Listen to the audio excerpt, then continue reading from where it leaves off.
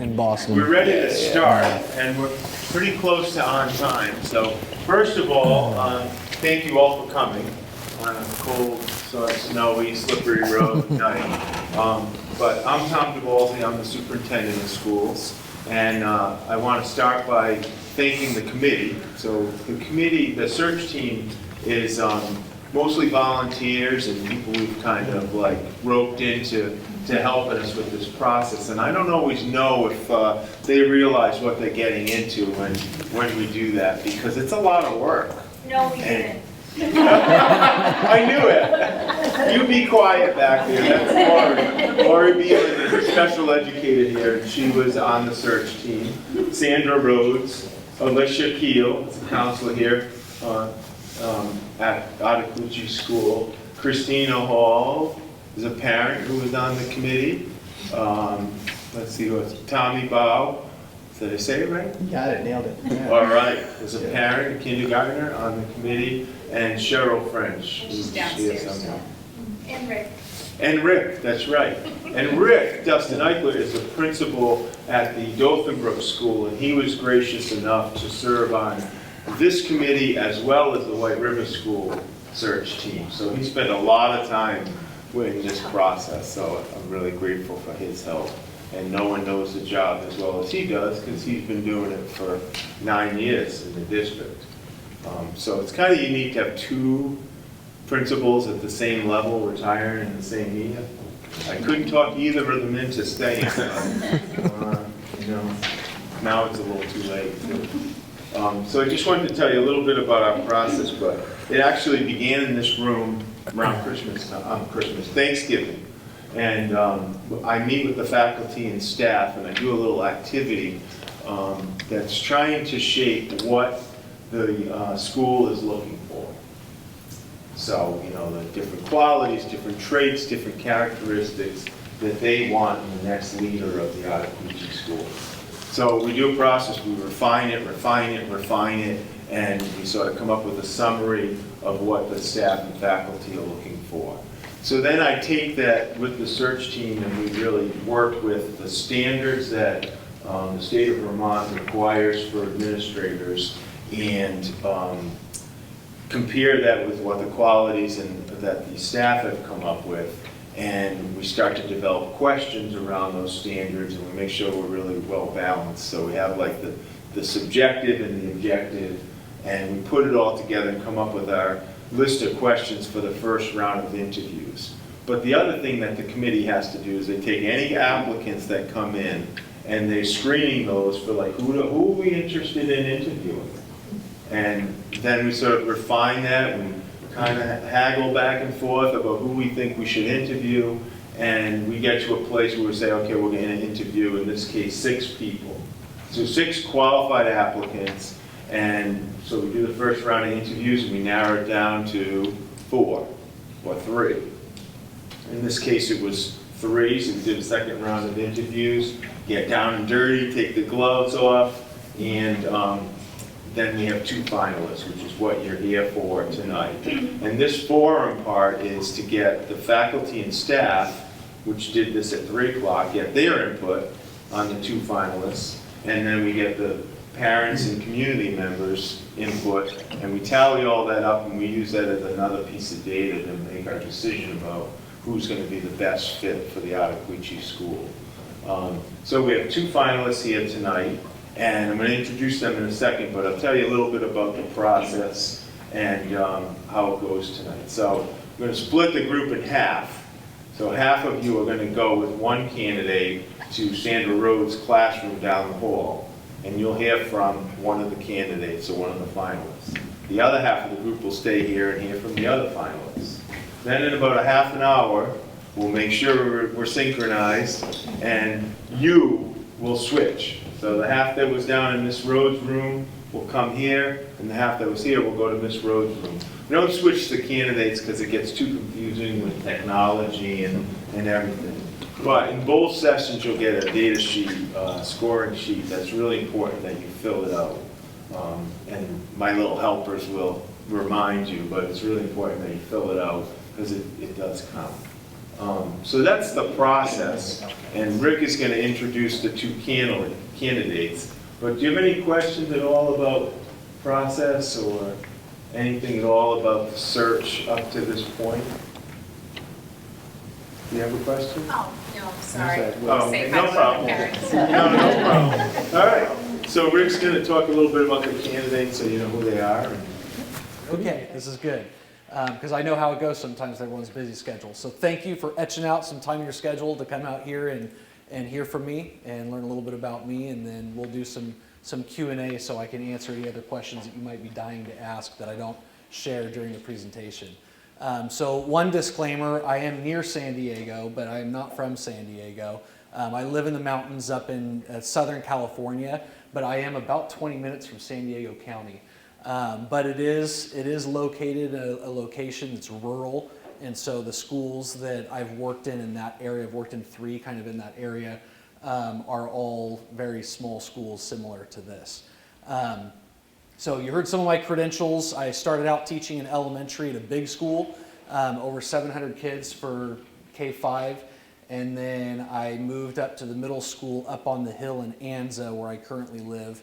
And that was about 400 kids at that school, but it was a K-8, so a little bigger grade span. I taught 6th grade there, all subjects, and then moved over to the high school right next door that was separated by a chain link fence, and became the assistant principal there. But I also on the side, not on the side, part of my contract was teaching and administration. And then after about 3 years, they realized the abuse that I was taking. So they made it a full-time assistant principal position because it was hard. I was missing classes to deal with administrative stuff. So that was good. What's been nice is transitioning from that school down to the principal position at another K-8 is that both of those K-8s were feeder schools into the high school.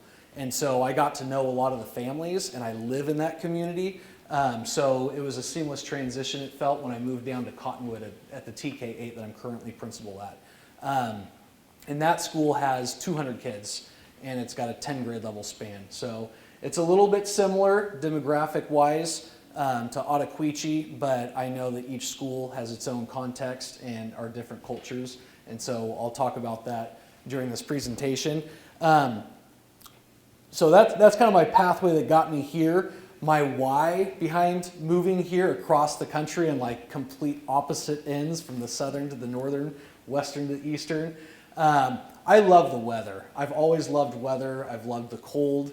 I love adventure. We're an outdoor family. It's me, my wife, and 4 kids. And one of the things that was really the selling point for me personally was if my kids loved it here. And so we traveled out here in the wintertime and checked the place out, drove all around Vermont.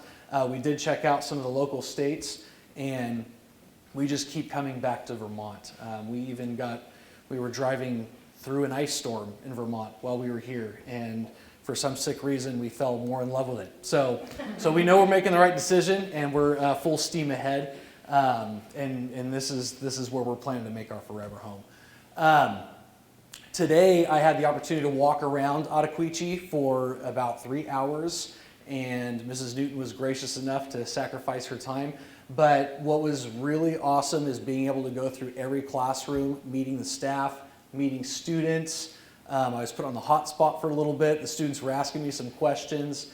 So it was just entertaining, and just in the time that I was here, I could tell things that come up in school. Everyone was like hands-on. What do you need help with? I'll go here. Okay, I've got that covered.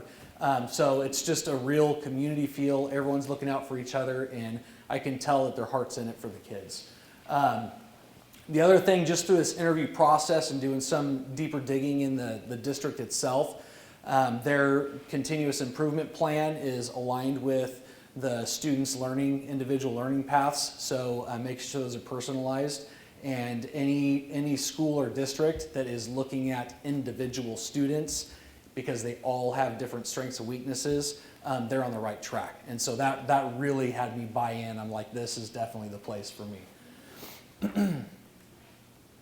So I'm going to split up culture into three different areas: collaboration, and I add with purpose, and then continuous improvement, and then also communication. So Collaboration with purpose is kind of our why. What are we doing this for? And we have to make sure that we all are understanding of what the why is. That way we have more buy-in and belief in what we're doing, and it gives us a little bit more drive. I like the three-legged stool philosophy. It'll stand when you've got all three legs, and so that would be the student, the school, and the parents or family or the guardians. And when we have all three working together, then we can really help that student to grow. Whenever you have one leg missing, it's challenge. It teeters, and it's a little bit challenging. The continuous improvement. We're all lifelong learners. So what I really love about Vermont, but also the school and the district, are the student-driven conferences. And so that's really important for students to take. They've got to take their own learning and education seriously, and for them to be reflecting on what their goals are and trying to make plans to meet them. That's a whole part of metacognition, and that's actually one of the top 3 areas that help people learn. Just people in general is metacognition. What are my goals? What am I doing to reach my goals? How am I on track to meet my goals? And what am I going to do if I'm not there? And that's where the whole mind shift or the whole growth mindset comes into place, where our students, they're going to hit struggles. No matter what, they're going to hit struggles. But to let them know that you just might not get it yet. So it's that power of yet, of you just keep working at it, and we'll provide whatever resources we can to you to help you meet the mark. So also continuous improvement, just working with teachers, where we're all lifelong learners, so doing conferences with teachers to help them identify areas that they might need to provide additional supports to the students, so that way we're helping your children grow. The whole thing that we come back to is, what can we do that's best for kids? And so we need to grow so we can help your kids grow. I personally do a leadership effectiveness survey at the end of every year, and it's anonymous, so I get feedback from all my staff, as much as it might hurt sometimes, but I tell them, be brutally honest, because I need to hear it. Otherwise, there might be something I'm doing that's not effective, and I don't know it, right? And so once I get that information, I go through and digest it myself, and I have kind of my own little action plans, but I do roll it out to the whole staff and give them the opportunity to find some commonality and themes, and then they identify an area for me to grow in, and they'll create a goal for me for that next year moving forward. And the way I emphasize the intent behind this, what is the why? It's, what can I do better to support you so that you can support the students? And so it all trickles back down to, what are we doing that's best for kids?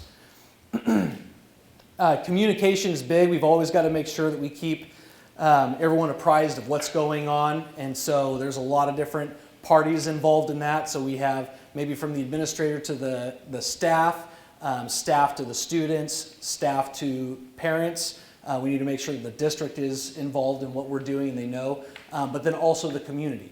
And we'll talk a little bit about how important that is, because Ottaquechee is the hub of the community pretty much. Everyone's tied here one way or another.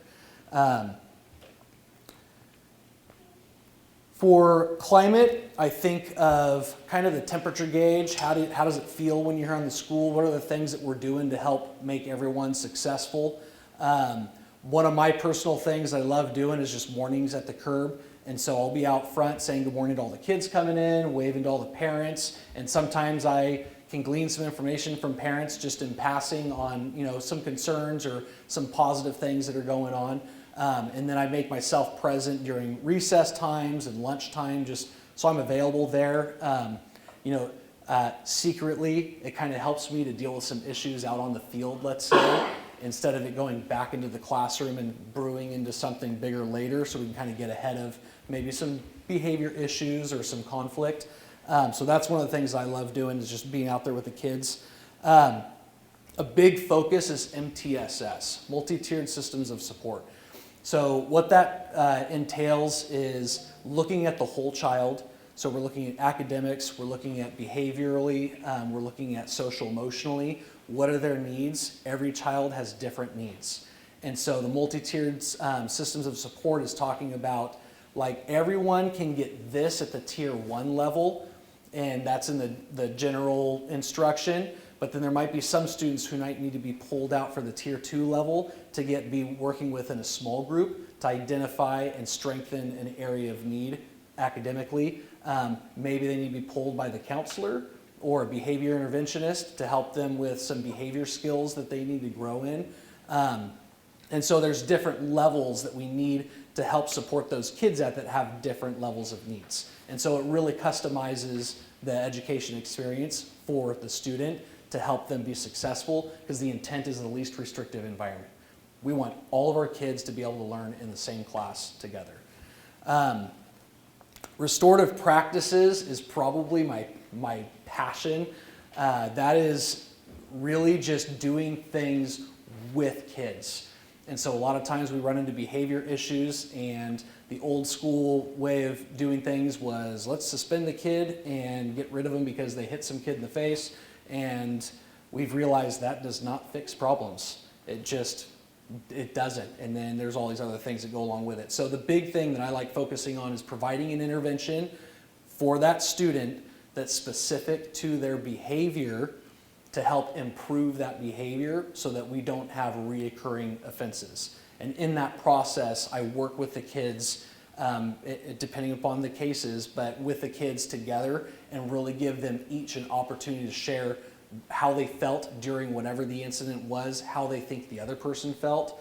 So it really teaches them empathy, but then also strategies on how to avoid a situation like that from escalating again. So ways out, to go talk to staff or walk away to diffuse and cool off.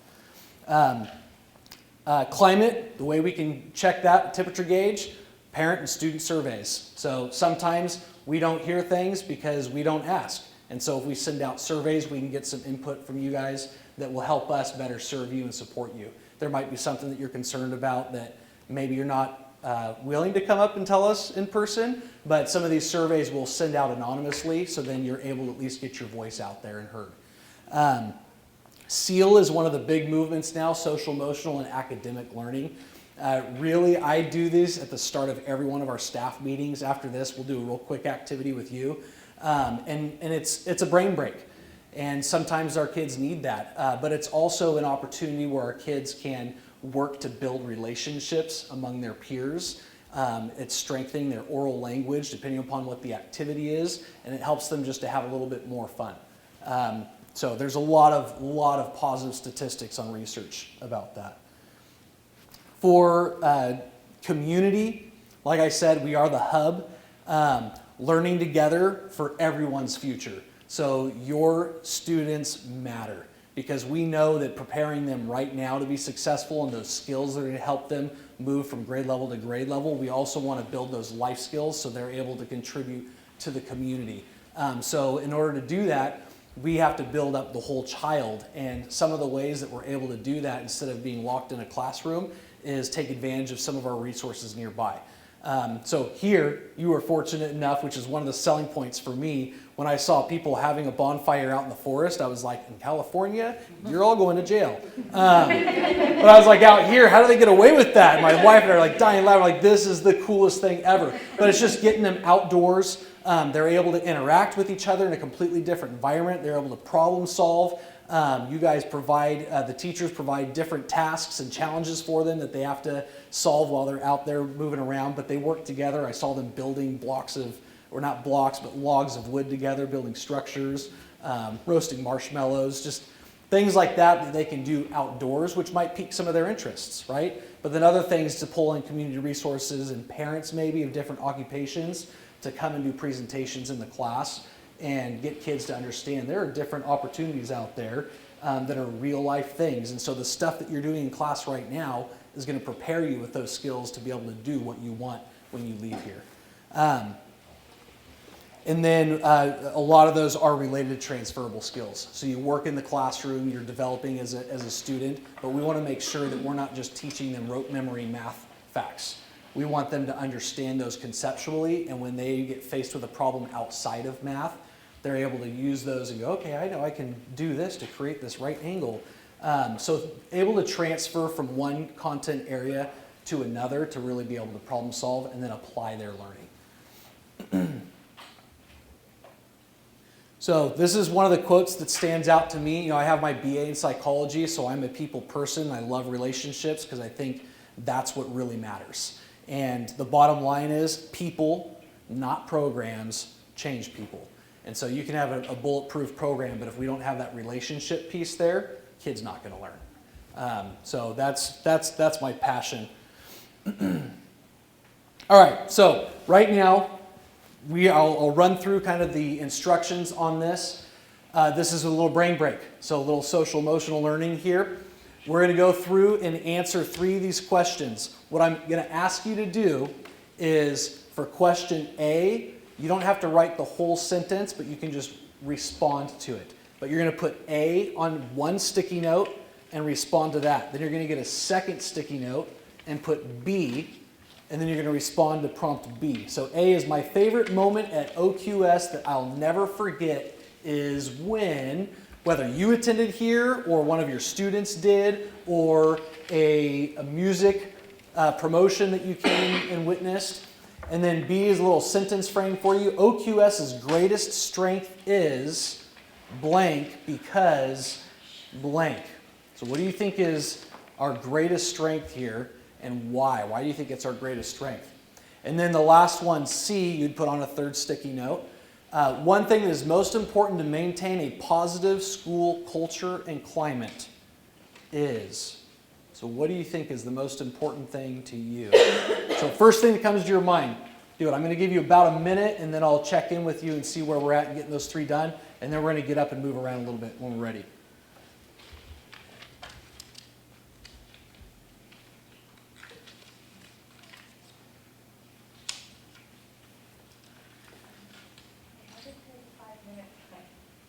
What's that? We're still good. No 5-minute limit yet. I have not read about the 5-minute mark. But we're, okay. I think we're fine. 10-ish. We're about 10 minutes left? Yeah. Okay.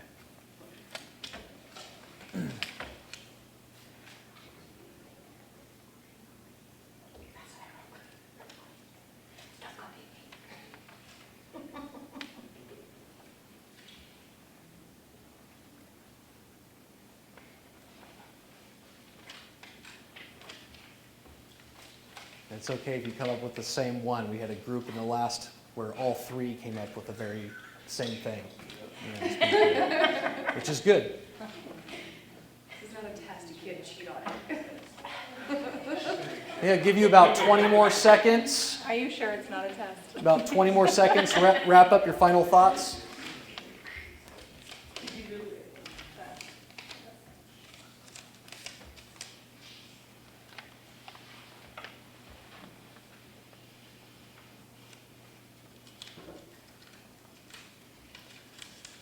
All right, so if my computer is working for me this time around, I'm going to play some music for a few seconds. When I stop the music, you're going to get up and, you're going to get up when I start the music, and you're going to start moving around the room. And then when I stop the music, you're going to get into groups of 3. So you'll group up into groups of 3, and then you'll take about 10 seconds each to share real quick what your favorite moment was. So you're just going to share A in the first group of 3, and then I'm going to start the music up again, and you'll get up and start moving again and dancing or whatever. And then when I stop the music, you're going to get in another trio, and you're going to share about B. What's the greatest strength and why? Does that make sense? And then we'll do that for C also. All right? Okay, and if you haven't finished, it's okay. Just keep a thought in your head. You can share it orally with your group when you get up there. Adjustments. So that will be a component of that. But could you write that down, please? Thank you. I'll remember that question because that was a good one. Yep. I'm curious what your familiarity is with what's it, PBIS. I was literally going to just ask the same question.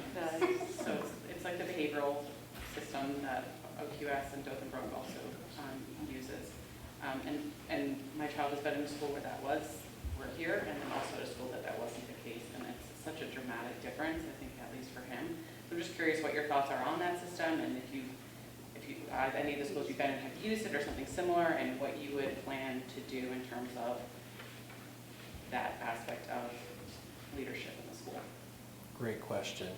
The high school that I was at is when our district hopped on board to do PBIS.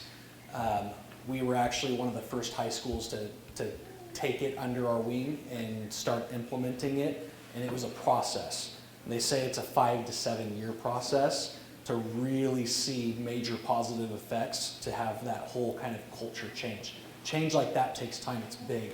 I will share this. While I was there as the assistant principal at Hamilton High School, I was not in a rush to climb up the ladder. And so I was there for over 6 years.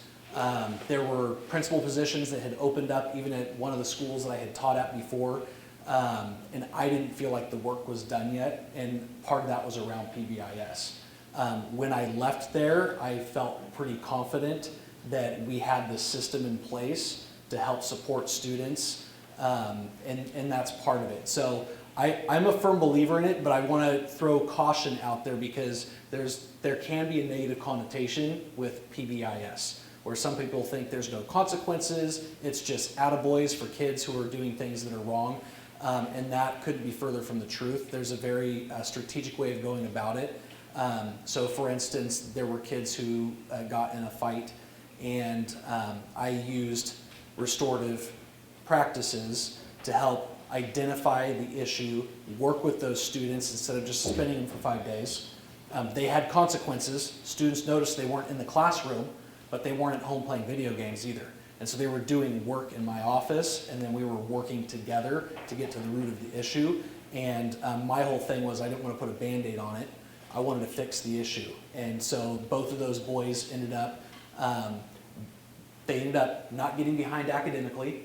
They were able to participate in the end of the year activity that had I suspended them, they wouldn't have been able to. And there were no further incidences between these boys or anyone else with these boys for the rest of the year.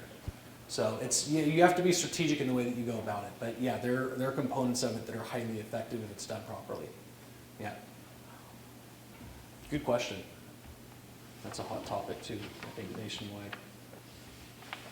Any other questions? We have about a minute, We have a couple more minutes. couple more minutes. Did that answer your question? Okay. I'm the district's English language learning teacher, so I try to teach them to school and do that. So I'm just kind of wondering what your experiences with ELLs in particular, what you do, especially in light of restorative justice, with a student that doesn't know any English. Because we've had that experience where we have newcomers that just know virtually nothing. So. Yeah. So the site that I'm at right now, the whole district that I'm in, is our EL population tends to be higher than almost any other population. Okay. And so we have systems in place to help support them. And there's also programs, but realistically it's how are you utilizing the program effectively. So at the site I'm at currently, we've had kids come straight from Mexico that have never been in the US before, and they don't speak a lick of English, and so it's been interesting.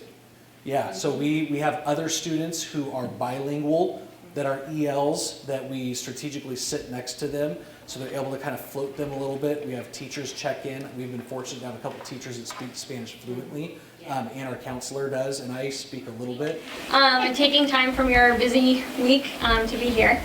My name is Amelia Donahue, and as was shared earlier, I have actually 9 years of experience in the public school system. I started as a para-educator in special education, and then became a nationally board certified elementary teacher, and I'm currently a principal intern at two schools in Western Washington, so that I can get experience in a couple different settings.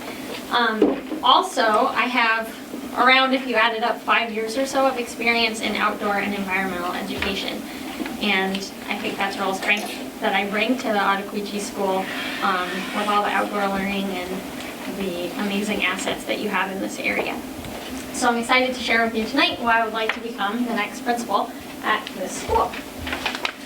As a principal, I believe there are 3 foundational elements of my role. The first one is to really ensure that there is a safe, welcoming, inclusive environment for every child and adult that walks through the building.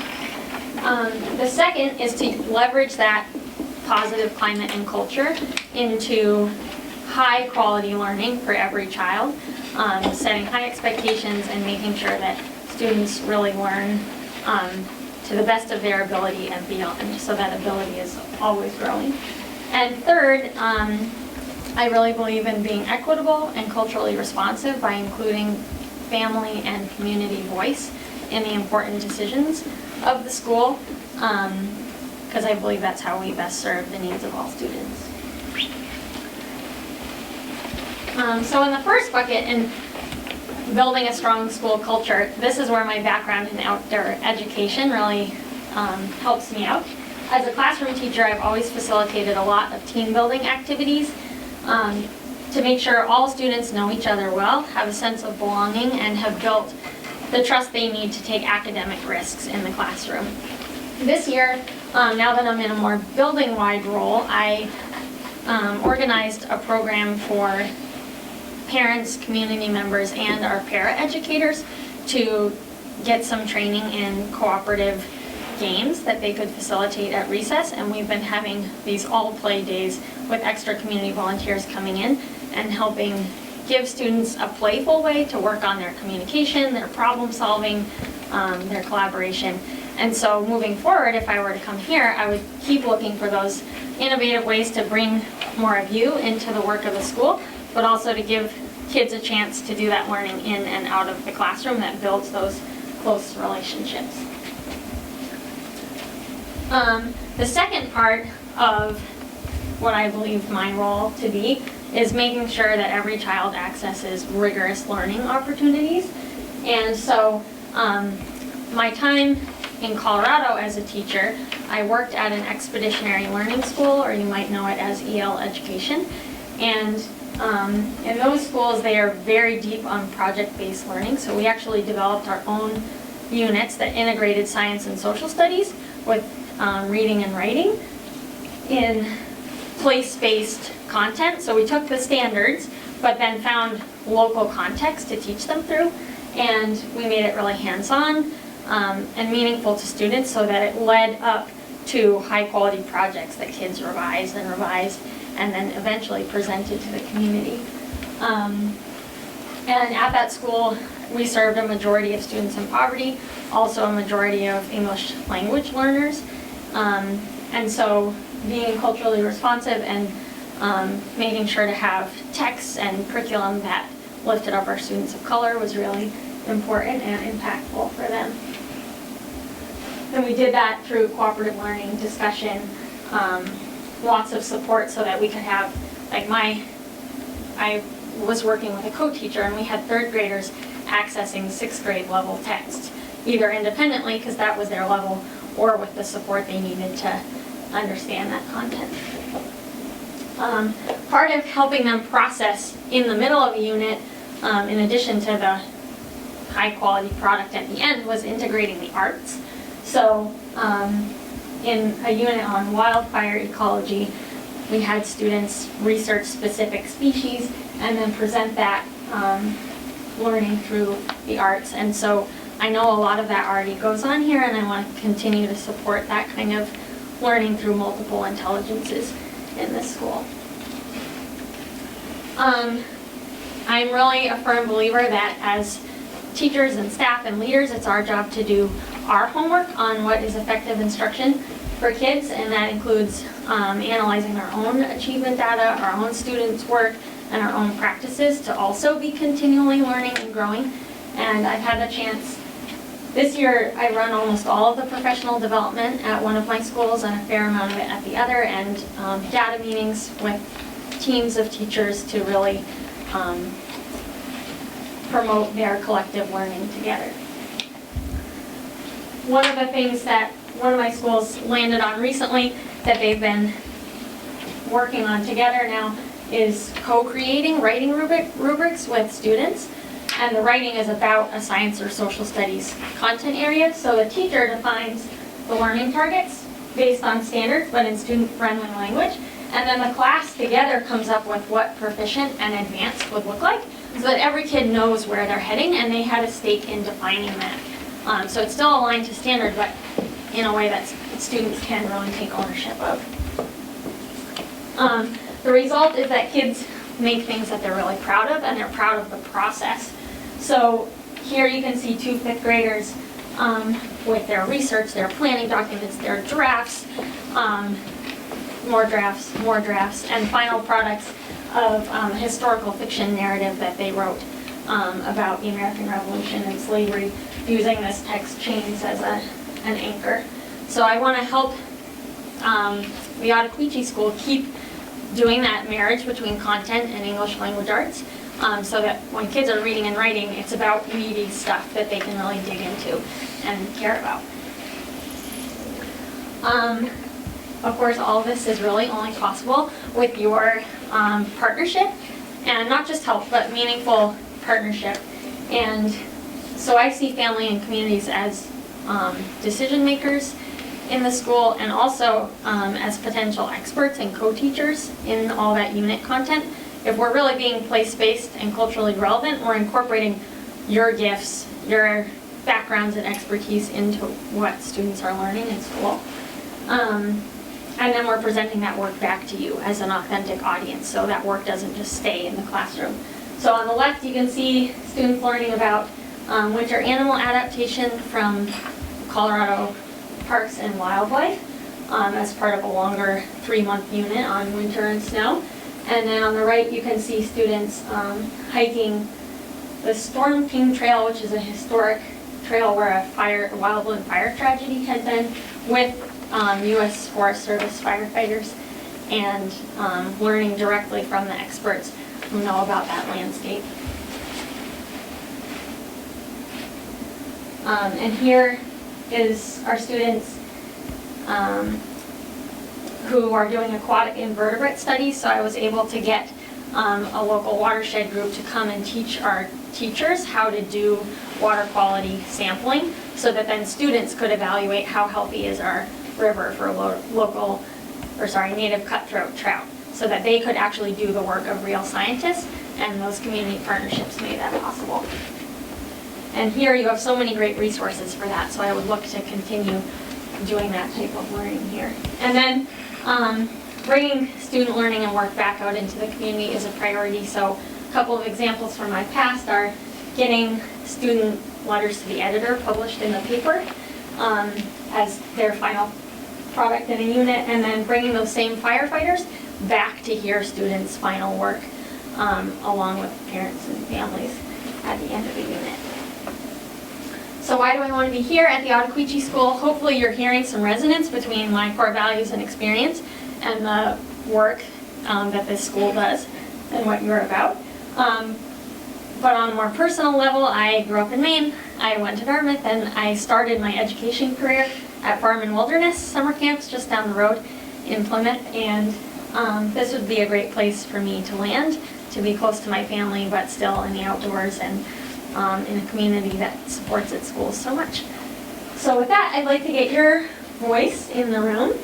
We're going to do an activity called Community Cafe in your small groups, and we'll try to equalize them so they're about 3-ish people, maybe 4 per table. You'll answer each question one at a time, so you don't have a ton of time, so try to just synthesize your thoughts so that everyone gets to share. First, you'll introduce yourself and a child you care deeply about, and think about what does it mean for that child to flourish. Then you'll think and talk about how this school recognizes and fosters that child's brilliance. And then you'll extend to how could this school better support your dreams for that child, or the child's dreams for themselves. If you aren't already seated with people that you don't know very well and you want to move to make some new connections, you are welcome to do that. But otherwise, barring any questions, we'll begin. Okay, go for it. Call you back together. We'll just have each table share out one little snippet. So if a key theme emerged from your table, we'll just share just a little brief nugget from each table, and then I will collect these so that I get to read and process more of what you talked about. Who can start? We'll start. Oh, is it going? Thanks. Go for it. Okay, you should. I know, she's starting. Sorry, I always volunteer first. So you just want a snippet of one of the 3 one questions? little snippet. We went with everybody, we love Ottaquiche, we're very happy, we love all the positive reinforcement, all that good stuff. We did give them some feedback on the bettering, and I think this is once again, maybe to all schools, but just a little bit like in the conferences or the report card or something, maybe just a comment specifically academically about how the kids, because we love all the hands-on learning and we love seeing them the presentations and the projects, but maybe just a little bit more specific individual feedback on a report card comment or conference is what we would like to see. Thank you. How about back The there? theme that kept on coming up is how great Ottaquiche is at having the offerings for a lot of different types of kids. No matter the personality, there are clubs, activities, teachers, and they do a really good job matching the students with those activities and teachers. Great, thank you. We'll go over here. Oh, I guess I'm doing it, okay. So I guess I'll do communication. What did you mean by accentuate positive? Oh, that's what Ottaquiche does, is accentuating the positives within each student. We did say that having more kind of intentional check-ins, not when, because we feel like we get the communication from teachers when something has happened, but having an opportunity to check in with how is your child doing just before things fall apart. And then going back to having an opportunity for a more traditional parent-teacher conference where you can check in.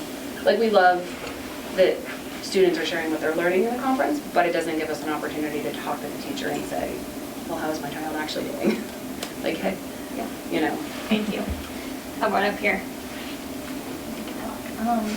We were talking about inclusivity for children with different needs, whether they're academically advanced or have a medical condition or whatever, just making sure that they're included and that their peers are supportive. Great. Thank you all so much for sharing your ideas. I will take them and read through them some more, and I liked listening in. I want to give you a chance to ask me some questions, so don't be shy. We can start with anyone that has one, and if it helps, I put out some of my resumes so that if that kind of jogs some questions for you. Yes. How will you go about introducing yourself to the school, to the students, to the community? Like, how are you going to get to know our population? That's a great question. This year I did something called a cultural portrait, where I really intentionally interviewed individual kids at recess and got little focus groups of kids, and then called parents or met face-to-face with parents of different genders, different racial backgrounds, parents in poverty, more affluent parents from each class. Like, not every single one, but tried to get a sampling to learn about the strengths of the school, and that's kind of why I set tonight up this way, to begin some of that. And I think it will take, a period of time, at least the first half of the first year, to really dig in and get to know the traditions and the people and what the priorities are. As far as introducing myself to kids, I don't know. I think I would come up with a really fun way to do that. That would be, I don't know. I will think on that. But I'm envisioning like a chance for them to do some dancing or something. Fun. Yeah. Okay. What other questions? Yes. I think in general, most parents love Ottaquiche School, and it's because we have just really great teachers and staff, and I think in large part, they seem really happy to be working here, and I think that says a lot to the leadership that has been in the school. And so I guess I'm curious, if you were to get this position as the new leader of this school, what would you say are kind of your greatest strengths as a leader, but then also what do you feel like is what challenges you most in that role? I'm so glad you brought that up, because I think a staff, just like a class can accomplish a lot, a staff can accomplish a lot when there are those strong relationships, and that's something that's really impressed me so far here, is those strong teams and the relationships throughout the building. So I certainly want to support and extend that, and I'm sorry, That's It's okay. late. The question in there was, Like the like how I. strengths and challenges in that role of a leader. Yeah, so I work really hard at clear and authentic communication and being really proactive when things start bubbling up to go and have those one-on-one conversations, help people. You know, I've done a lot of training in restorative practices, and I think that's for kids, but it's also for adults to build strong relationships so that when there is a fracture, it can be repaired. And so I think some of my strengths are just around communication and facilitating intentional, purposeful work together so that people feel like their time is well spent. Challenges leadership-wise, this is going to be my first time like putting all my learning and what I've seen from great principals that I've worked under who have fostered my growth. This will be my first time putting that into practice. So some questions I've asked to the district are like, who am I going to get to turn to for coaching and to run my ideas by? And I'm here at this point in the process because I felt really good about the answers that I got around that. Because I want to be continuing to grow, and I know I'm going to be new, and there's going to be a lot to keep moving forward, and I don't want to drop any balls, but certainly not the staff culture, because that's the foundation. Yeah. Good question. Other questions? This is a very shy group. Yes. Probably, they're holding back a little.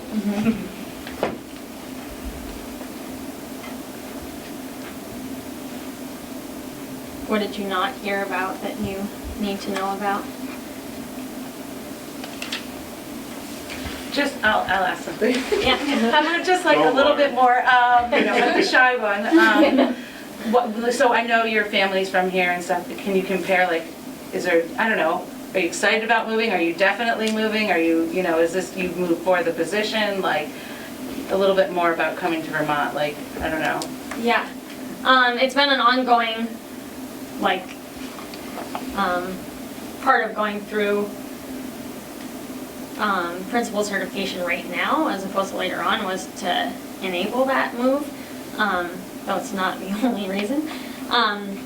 And so I'm also like one part of a spousal partnership, so that there is that factor that needs to come into play with his career. And but yeah, we have been looking and talking about coming back to New England, and this being the region that we want to be in. I hope that answers that.